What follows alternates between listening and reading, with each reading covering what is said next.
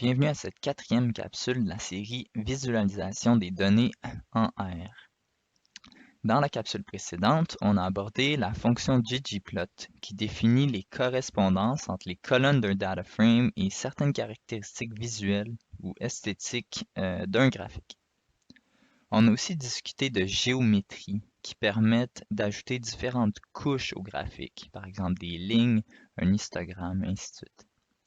En ne spécifiant que le strict minimum dans nos exemples, on a souvent utilisé des paramètres par défaut pour certaines caractéristiques de nos graphiques. Dans cette capsule, on s'attaque aux échelles de couleurs qui, comme leur nom l'indique, nous permettent de spécifier nous-mêmes les couleurs à utiliser dans notre graphique. Donc, par la force des choses, on va aussi brièvement discuter de légendes pour nos graphiques. Donc, avant de se lancer spécifiquement dans les échelles de couleurs, parlons des échelles en général. Donc, qu'est-ce qu'une échelle? Les échelles servent à contrôler la forme visible des données lorsqu'on les transpose sur le graphique choisi.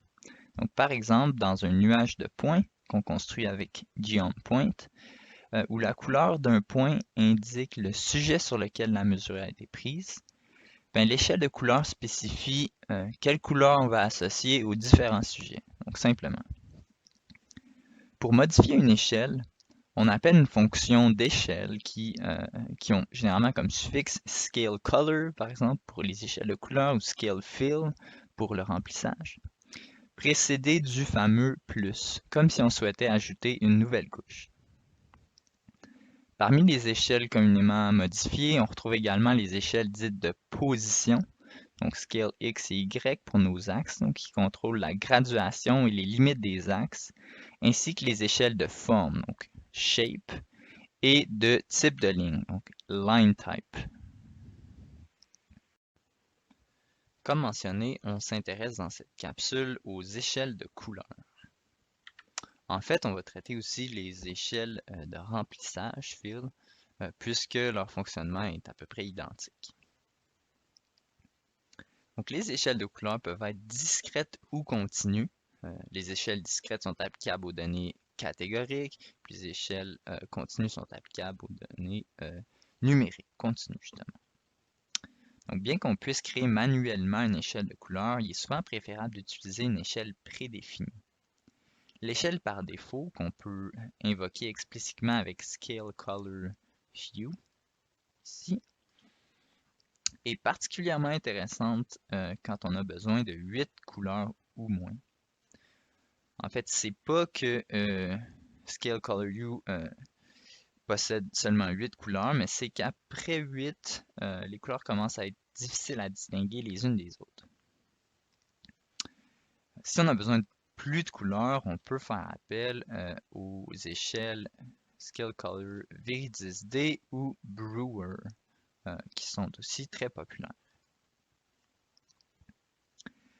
Donc, ici en bas, on a un exemple avec lequel on a travaillé dans les dernières capsules aussi. Donc, nos données, en fait, c'est un sous-ensemble des données originales.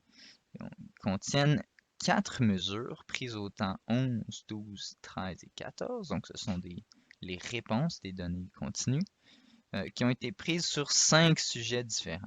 Donc, ici, on voit le titre de notre légende Subject avec les sujets numérotés de 1 à 5.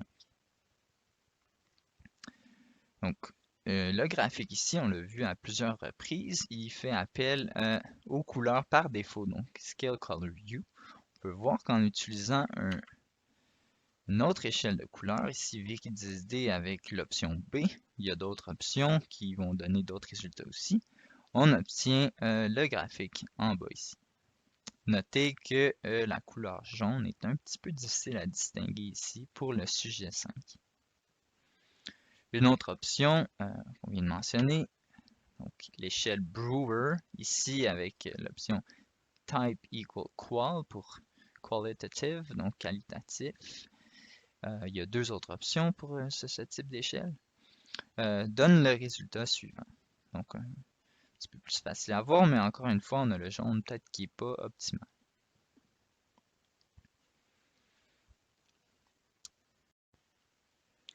Quelques petites remarques.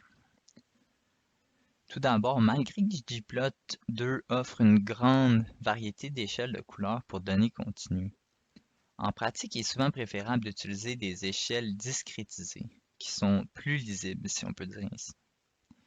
Les échelles entièrement continues tendent en fait à offrir un niveau de précision trop élevé pour les besoins de la cause.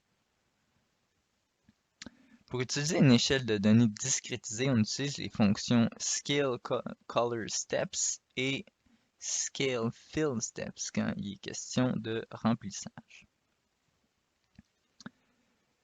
Aussi, concevoir une bonne échelle de couleurs peut être assez difficile, d'où la variété de choix offerts dans la librairie. Si les échelles U ou Viridis D ne vous plaisent pas, je vous conseille vraiment d'aller jeter un coup d'œil à l'échelle Brewer. Vous y trouverez fort probablement une alternative convenable pour votre application. Si toutefois ce n'est pas le cas, vous pouvez aller à l'adresse suivante, l'adresse sur la diapositive, pour en apprendre davantage sur la création manuelle d'échelles de couleurs. Donc, dans ce contexte-là, vous pourrez utiliser la fonction RGB pour créer vos propres couleurs, ce qui devrait vous faciliter la tâche. Finalement, notez aussi que de modifier l'échelle de couleurs change nécessairement la légende. C'est d'ailleurs le sujet de la prochaine diapositive. Dans notre exemple précédent, si on se rappelle bien, on avait comme titre de notre légende, c'était Subject. Et puis on avait nos sujets numérotés de 1 à 5.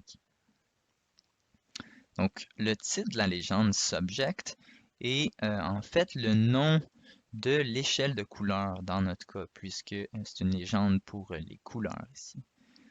Puisqu'on ne l'avait pas spécifié, le nom par défaut de notre échelle de couleurs était identique au nom de la colonne correspondante dans les données, donc Subject. Puis les étiquettes correspondaient naturellement aux catégories de notre colonne de données, donc les différentes valeurs que nos variables catégoriques peuvent prendre. Encore une fois, dans notre cas, c'était simplement des étiquettes numériques, donc des nombres entiers de 1 à 5. Pour changer ça, on peut donner un nom à notre échelle de couleurs qui, et du même coup, ça va nous permettre de spécifier le nom de notre légende. Donc ici, on a donné le nom Music 2000 Contestants, comme si on parlait ici d'un concours de musique. Donc, en changeant le nom de notre échelle de couleurs, on a aussi changé le nom de notre légende. Similairement, on peut changer le nom de nos étiquettes. Bon, premièrement, en spécifiant avec breaks à quelle valeur les différentes étiquettes qu'on va donner vont référer. Donc ici, on avait les sujets 1 à 5, c'est ce qu'on spécifie. On va les spécifier dans l'ordre. Puis on va avoir comme étiquette pour chacun de ces sujets les noms Tony Rudd, Tony Baxter, Anthony Carmichael, Synthetizer Patel et Jack Morgan. Donc voilà, on a réussi à changer notre légende en travaillant sur notre échelle de couleurs. C'est déjà ce qui conclut cette courte capsule. J'aimerais terminer avec quelques points importants à retenir. Le plus important, l'échelle de couleurs doit permettre au lecteur de faire la distinction entre les éléments importants du graphique. Donc crucial d'éviter les couleurs qui se fondent dans l'arrière-plan, par exemple du jaune pâle sur un fond blanc. Si possible, les couleurs devraient être intuitives pour le lecteur.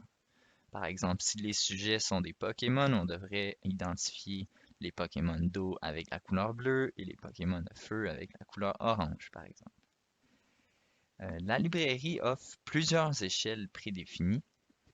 Dans la capsule, on a mentionné Viridis D, Brewer, mais il y en a une panoplie d'autres dont on n'a pas parlé.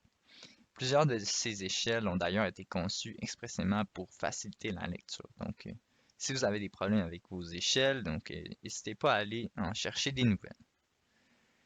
Finalement, la configuration des autres échelles se fait de la même façon qu'avec les échelles de couleurs. Donc, par exemple, on utilise Scale Shape pour contrôler les formes.